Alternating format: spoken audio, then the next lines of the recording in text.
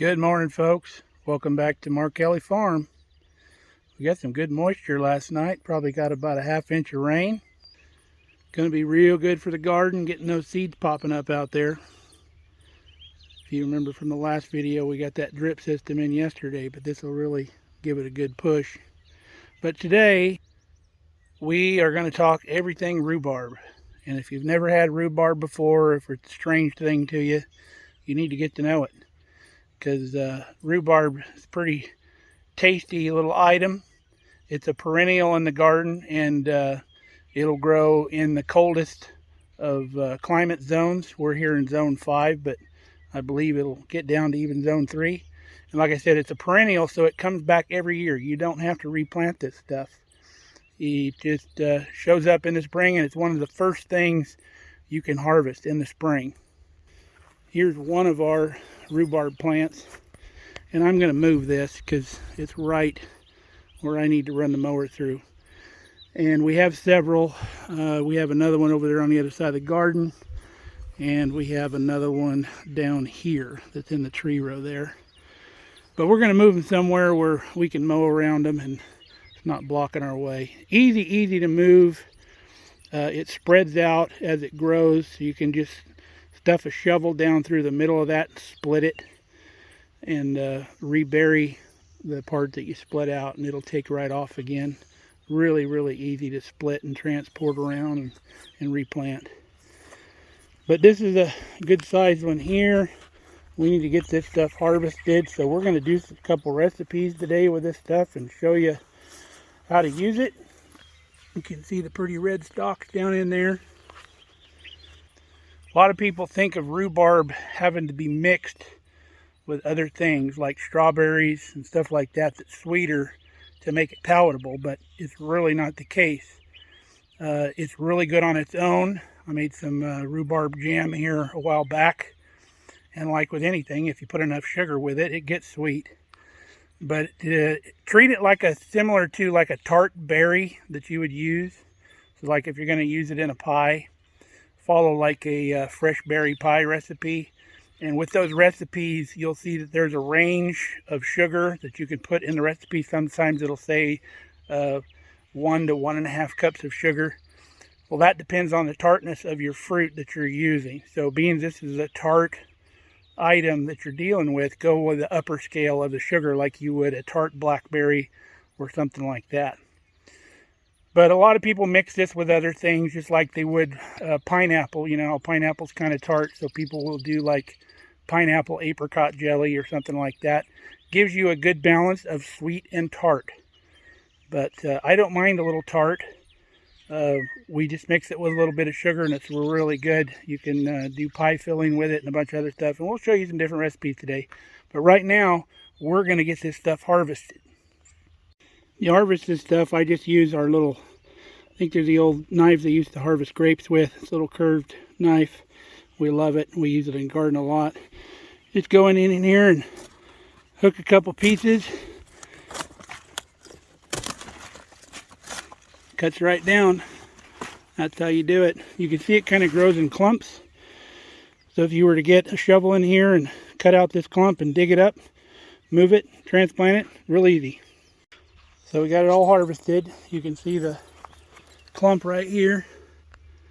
And we'll come in probably today or tomorrow later on, and we'll separate some of this out and plant it in a little more convenient place. Any stalks that are kind of rubbery, we just throw in the compost bin. And also the leaves of rhubarb are not edible, and they're even considered poisonous. So you don't want to eat any part of the leaves at all, just the stalks. And don't throw the greens out to your animals after you trim them up. Throw them in the compost pile. And you can see this one's pretty big. And you don't have to worry about them getting woody. If you look at the inside, really nice pulp in there. And not woody, no woodiness at all. But that's a good size rhubarb stalk there. Kind of looks like red celery a little bit, but it doesn't have those stringiness of celery. But that's what she looks like. But we'll go clean all this stuff, trim all the leaves off, and wash it out real good. Make sure there's no buggies in it, and we'll get to processing it. So we're outside cleaning this rhubarb up. Anything that's kind of wilty and rubbery, get rid of it.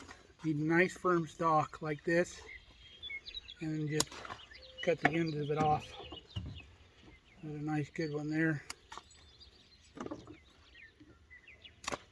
And anything that's got some damage, like this one here, you can see how it's all damaged. Kind of weird looking on the back. I don't save that stuff. You probably could. Wouldn't hurt nothing, but I have so much rhubarb, I just don't have to be that frugal with it. So I keep only the best stalks out of the mess here. But real nice, long stalks, beautiful stuff.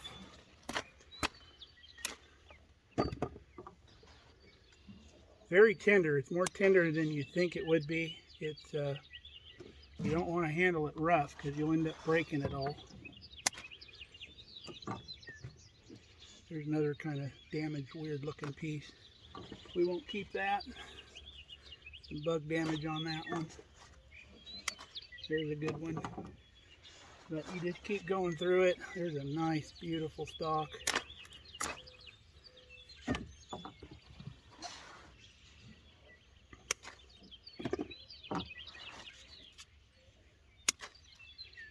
That one got a little cut in it, but it's all right. Another beautiful stalk. So we're going to keep doing this. I'm not going to bore you with the process. And we'll come back together when it's time to start chopping this stuff up. So we're all trimmed up here. You can see got a massive pile of greens here. And this is a big, big Tupperware bowl. You can see all the beautiful stalks we have in there. And those of you who saw the way I was cutting that say he's going to cut his finger off, still got all 5. We showed you that fruit knife earlier out in the garden, the one we've been using, just a little utility knife. But this knife right here is a family heirloom that I possess now. It was my grandfather's fruit knife. Back in the day, he carried it with him. Used it at work for picking fruit. As I mentioned before, that movie, The Grapes of Wrath, if you've ever seen it, you could basically interject my family on my mother's side into that story, because that was basically them. They moved out from Oklahoma out to California and basically treated like slave labor back in the day. They weren't treated real well. It's a good movie, I recommend it. But they'd work for 5 or 10 cents a day just to be able to feed their families out there. And a lot of those companies had like a company store where you could go buy stuff on credit at the store if your family was hungry. And then you'd rack up that bill, and then they'd take it out of your wages, and they'd end up not paying you at all. So, but enough of my family history. Let's get back to it. Well, the first order of business is get this stuff cleaned up. So I just fill my sink full of cold water, and you just run this around in the sink for a little bit. Any dirt or foreign material, some of it will float to the top, like that was a little piece of grass. And any dirt, because it's heavy, is going to float to the bottom, or not float to the bottom, but sink to the bottom. And then when you pull this stuff out, all your nasty bits should be on the bottom, and you can pull anything you want off the top. It doesn't look good.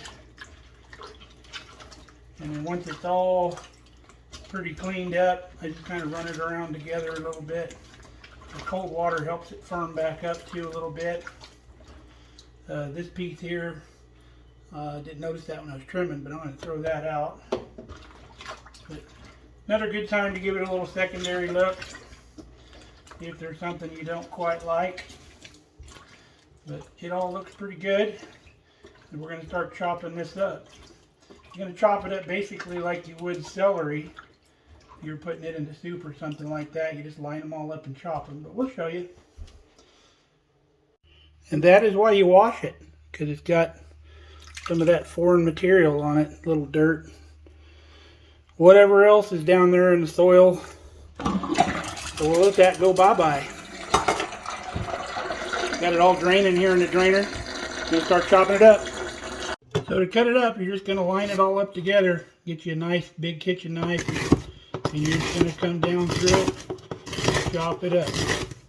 Watch your fingers when you're doing it. It chops real easy.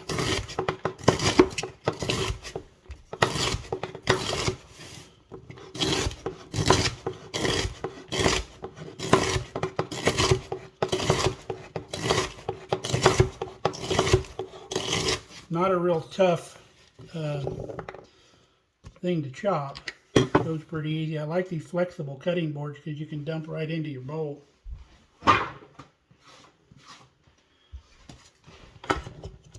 Then go after it again.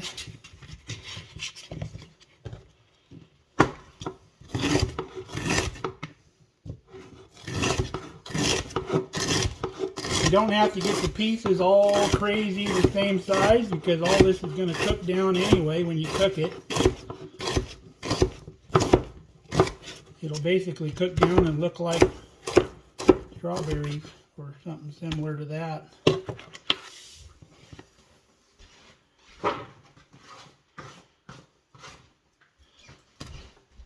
So we're going to do the rest of this. I'm going to put some in a colander that I'm going to freeze. We're going to vacuum seal it and freeze it. And the stuff we're going to process today, we're going to put in this bowl here. You see somebody using one of these and chopping like this, you can tell they ain't been around the kitchen very long. That's not the knife you use for this. This is a paring knife. That's for peeling apples and stuff like that. This is a chef's knife. With a chef's knife, that's how you cut stuff, right there. You can go right through it. Keep your fingers rolled under out of the way. You can do a lot of material really fast. Go down towards the end, and you got it. So the old saying is, you can use a big knife for everything you use a little knife for, but you can't use a little knife for everything you use a big knife for. Now if you got a really big piece, I do this with celery, but you don't have to normally do this with this, because like I said, this is all going to cook down. But if you're worried about having such a big piece, you can just go through it lengthwise a couple times, and then you got smaller pieces. And with celery or something like that you're putting in soup, that'd be more important. But like I said, this is going to cook down, so it really don't matter. All right, into our pot, we have measured 12 cups of our rhubarb. And then the rest of it, we put in the colander in the sink, let it drain a little bit. And we're going to vacuum seal that and freeze it. And we'll show you how to do that as we're cooking this stuff over here on the stove, because this is going to have to cook down for a while. So the recipe that we're doing, I'm actually going to do two, but the first process is all the same, so I'm putting it all together in here. And what we need for 12 cups is 3 cups of sugar. We're doing a 4-to-1 ratio rhubarb to sugar. So 12 cups would be 3 cups of sugar. So let's get that in the pot. All right, we got the 3 cups of sugar. We stirred it into that rhubarb, and we're going to let this sit for a little bit. And that sugar is going to start drawing the juices out of that rhubarb. And once we look like there's enough juice in the bottom, we're going to set fire underneath this pot, and we're going to start cooking this stuff down. Now, for the rhubarb jam that we're making, that's the only thing that goes in. Those are the only 2 ingredients, rhubarb and sugar. And it's a 4-to-1 ratio for the jam. But like I said, partway through the process, I'm going to take some of this and we're going to make a rhubarb barbecue sauce. Really yummy. So for the jam, it's so easy, I'm not even going to show you how to make it. Because all you do is sugar, rhubarb, let the juices flow a little bit, turn on the heat, cook it down, and you're going to cook it to the consistency that you want for the jam. Here's the jam I made the other day. You can see it's jam. I didn't use any sure gel, anything like that. If you cook it to the consistency you want on a slow, even, steady cook, just cook it to the consistency you want, you got jam. That is it.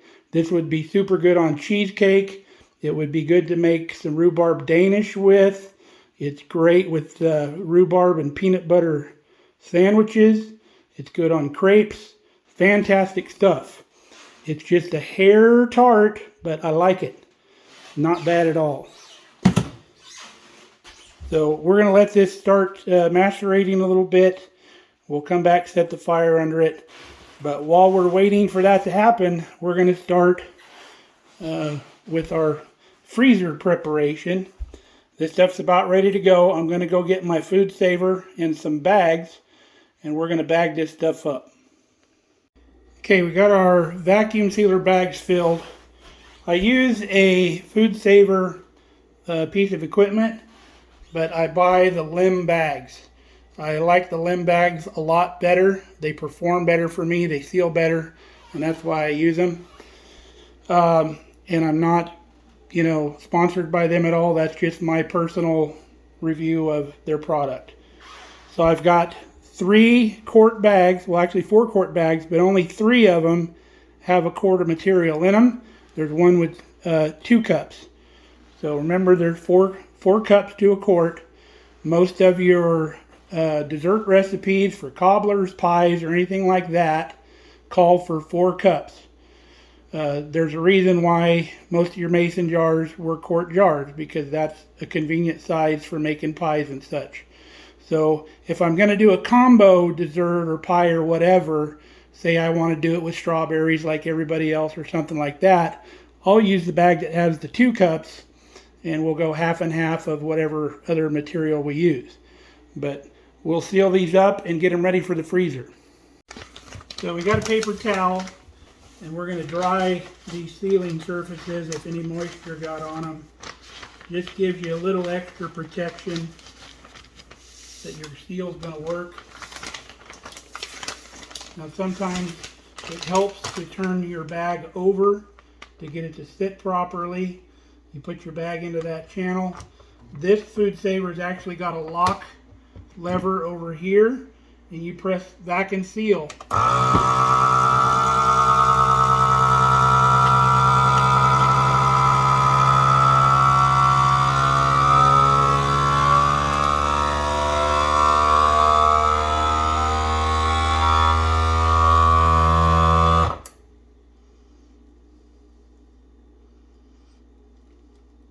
Okay, the red light comes on, means it's sealing.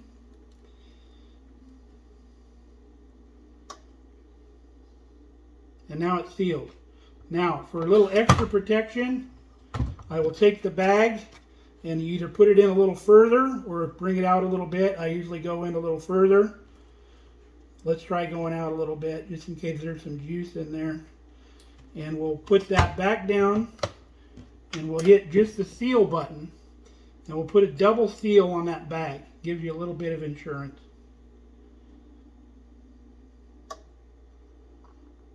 And that's all it takes. So this bag, vacuum sealed, ready for the freezer. That's going to last a good long time in the freezer. And that's all you got to do. Some people will tell you got to blanch it. I don't think you do. I've never had a problem. I think blanching, you lose some of your flavor, you lose some of your juice, so I just don't do it. I'm going to seal up the rest of these bags, and then we'll get back over to our sauce pot over there. Now this model of food saver is the Game Saver Outdoorsman. And it's, like I said, it's got this locking mechanism over here. You put it there for storage, because then it doesn't open on you. I've owned several versions of the food saver, and this is by far my favorite.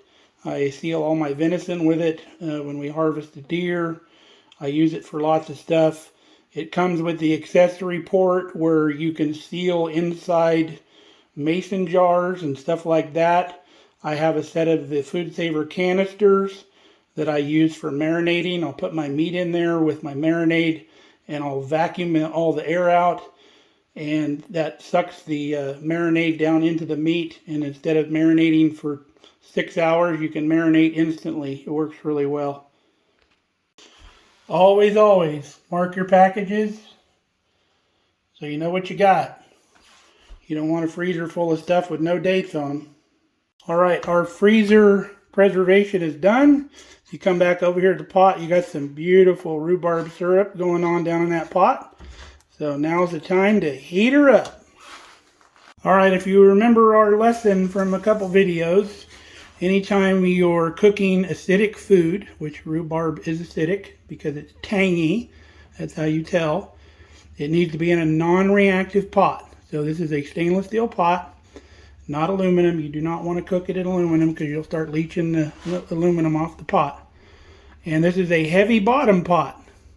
Because of the sugar content in here, you want a nice heavy bottom pot so you got even heat. So if you don't happen to have a big heavy bottom pot, get you either a griddle or a big skillet that your pot will fit in, like a cast iron skillet.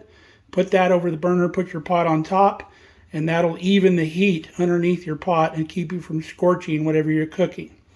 Now, we started out on high with this just to bring it up to temp, but it won't be terribly long. We're going to put her down to medium, and then once we get a real good simmer going on, we're going to put it down to low.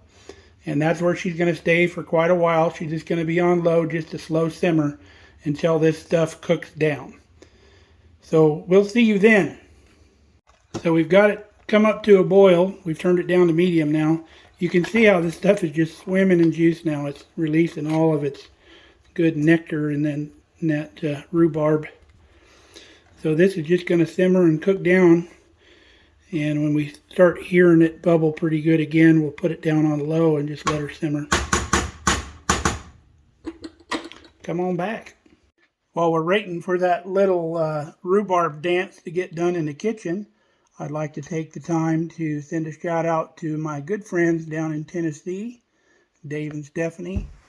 Good friends of ours for quite some time. We worked together out in California. Stephanie worked with me. And I used to call her my work wife. We used to hang out at work all the time. We'd sit and have coffee in the morning before work. Real good people. But they moved out of California as well and found a home in Tennessee, bought a big, beautiful home there in Tennessee, but then decided they want to live out in the country. So they've got out of the city now, and they bought some property out in the country. They're going to build their own home and start their own homestead out there. It's going to be a pretty cool deal. I wish they were doing videos so we could watch the progress out there. Maybe we can talk them into it. So Dave and Steph, we love you guys, and we'll see you in July. So this has only been simmering for probably 45 minutes to an hour. And you can see it's fairly well broke down already. It smells really fruity and nice in here. It smells really yummy. But looking really good. Kind of looks like strawberry jam, doesn't it? But we're going to cook this down some more. You can see it's not quite the consistency that we want yet. What we're doing, we're just cooking the liquid out of it. That's all we're doing, cooking the moisture, the water out of it. And that intensifies the flavor as well. And it also makes it the consistency that we desire. And that's what we're looking for. A lot of people, when they make jam, it doesn't set up. They put it in a jar and it turns into like syrup instead of jam. It never really gets thick. Well, if you cook this stuff down to where it's a consistency you like when you're done, you don't have to worry about it setting up because it's already the perfect consistency that you want, and it'll set up even more when it gets cold. But that's what we're looking for. So we're going to let that simmer some more. Now I wanted to talk to you about the vacuum sealer. That is an expense. Yes, it is, but it's investment into your future. It's my opinion, I've saved more money from having to throw things out and buy more food than what I ended up paying for that. But if you can't make that big investment, that long-term investment, just use a quart freezer bag. If you're going to use it within the year, which is what most of the stuff you're putting up is what you're going to do anyway, just put it in a quart freezer bag and just take as much air as you can out of it, kind of roll it up as you seal it, and it'll be just fine. It's not going to freeze or burn too bad in a year, and you'll be able to use it just fine. However, with the vacuum sealer like I'm doing, that's going to keep for 2, 3, 4 years in the freezer because there's no oxygen, well, very little oxygen in that bag. And oxidation is generally what causes things to spoil. So you don't have to go to that expense, and you can do this without a food saver. Okay, we're getting this stuff cooked down. A good rule of thumb, when your bubbles start to turn into like little explosions, you're getting pretty close. So it starts like popping and leaving like little red spatter all over your stove. It's getting pretty thick and you're getting real close to being done. So what we're going to do is the 2 recipes we're making, remember the jam is done. Basically it's complete. So the barbecue sauce recipe is not complete. So we're going to take a measured amount out of this mix, what we need for our barbecue sauce, and then the jam is done. If we have a little bit left over that won't fill a jar or whatever, we'll just throw it in the fridge. But we need a measured amount for our barbecue sauce recipe. We'll get a pot here in a minute and we'll measure that out. So that's done. It's thick as it needs to be. So if you're unsure that it's not going to, if you think it's not going to set up on you, you can try a little trick. You take this, cool it off, let it cool down, throw it in the fridge, and check the consistency. If you like it, it's done. You can just heat it back up, and if you're going to can it, then you put it in the jars. Not a big deal. So we're going to measure this out like we said, and we'll get to the barbecue sauce recipe. Well, it's actually the next day. We got pulled away to go do some other stuff yesterday afternoon. So I just put the rhubarb jam mixture in a container and put it in the fridge. And like I said, if you cool this off, you can see that it's the right consistency for jam. And this rhubarb jam is done, like I said. But we're going to can it so it lasts a lot longer because I got quite a bit here. I'm going to put it in little jelly jars. Apologize for the dishwasher running in the background. But we're going to pull a portion of this out to make our barbecue sauce. And we're going to can both. And you'll see I got my pressure canner here heating up on the stove. But we're not going to be pressure canning. But we can use this also as a water bath canner. We don't lock the lid down. You just set the lid on top and then it'll act just like a water bath canner. And I'm doing this because I already had it out. So I don't have to go pull my other one out of the garage. This one's already here in the kitchen from some of the other canning that we've done recently. So you can use it. So if you don't want to buy both, just buy your pressure canner. You can use it as a water bath canner. So I'm going to get my jars, get them ready, and we'll separate this out and I'll show you how to make the barbecue sauce. Now let's talk a second about the difference between pressure canning and water bath canning. So pressure canning is, like I said in previous videos, for low acid foods like green beans and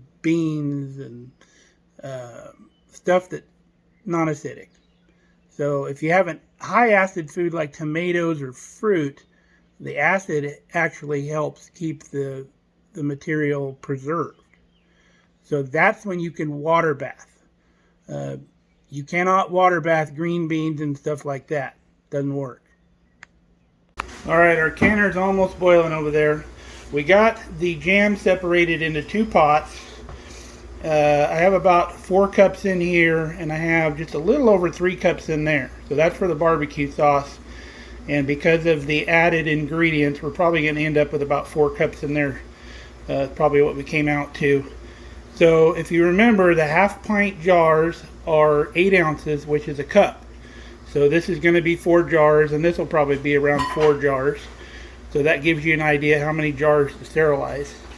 So the barbecue sauce, I've already added the ingredients, and I'm going to tell you what the ingredients are, and I'll give it the ingredients for a 1 cup recipe because at any time you can take a cup of this jam out of your supply and make a cup of barbecue sauce. So for every cup of jam, you're going to use 4 tablespoons of brown sugar, 2 teaspoons of chili powder, 1 teaspoon of salt, and 1 teaspoon of liquid smoke. So we obviously had to times that by 3 for this, which is fine. So we're going to start heating this up. We'll get it on a low simmer. Once it simmers, it's ready to go into the jars. And we can put all of the jars into this canner because we're using the small jars. And you can can different things at the same time because the canner doesn't care. It's going to steam them both. And we can tell the difference because this is dark and this is a little bit lighter color. Plus we put them in different size jars or different kinds of jars. So we'll know what's what. So I'm going to sterilize my jars, get them ready, and we will be back. So when you're water bath canning, you don't have to buy the one that's made, the canner that's made for water bath. You can use any pot you got, really. The only thing you want to be sure of is that you have something in the bottom to hold the jars up off the bottom of the pot. Otherwise the jars, as they boil, the steam gets trapped under the jars and it causes the jars to jump around in the pot, and you don't want that. So you can use any pot, just make sure you have a grate in the bottom. This one's got a metal grate. You can use like a cooling rack trivet or whatever you need that will fit in your pot.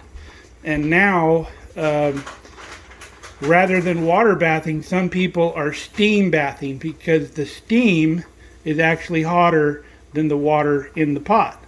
So they've got like an inverted steam canner that's not pressure, but it's just got a little tray in the bottom and a big lid. So you put all your jars on that little tray with the water in the bottom because you just need enough water to create the steam is all you need. And then you put the big dome lid on the top. So you can do the same thing with this. You don't have to cover your jars with water because, like I said, the steam is hotter than the water. So once we put the lid on, and this is our steam pressure canner, we're going to use this because it's just a big pot and it's already got the rack inside and it was already out and it was already clean. We're just going to put this lid on. It's got a rubber seal so it fits nicely. We're just not going to lock it. So once we get it into the boiling water with the steam, we'll let the steam accumulate inside the pot a little bit so it gets real nice and hot. That won't take long at all, like 2 minutes. And then we'll start our time. And we'll tell you what that is once we get the jars in. But we got all the jars sterilized and ready to rock over here. We're going to put the barbecue sauce in these squatty little jars that are a ½ pint because I can get like a barbecue brush in there or whatever if I need to. And then we're going to put the jelly in these quilted jelly jars here, or the jam. So once this jam starts simmering, we'll start filling jars. Alright, our ingredients are simmering, they're boiling, so we're about ready to fill jars. I have my lids boiling back there in a separate pot because remember, if we're water bathing, we want to make sure we sterilize the lids because it's not going to be processed for such a long time, so we need to make sure they're nice and sterile.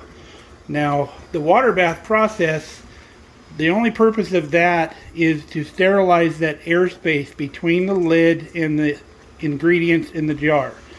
The ingredients you're putting in are at a boiling temperature, so that's fine.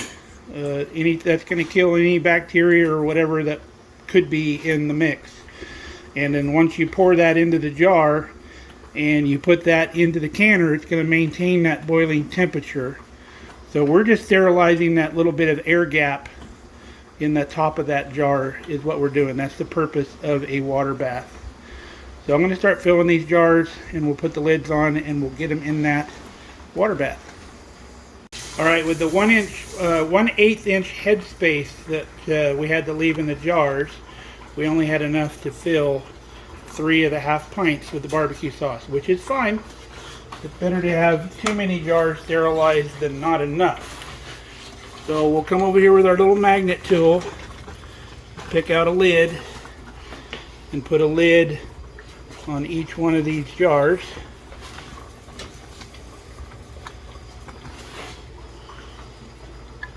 That way you're not touching the inside of the lid.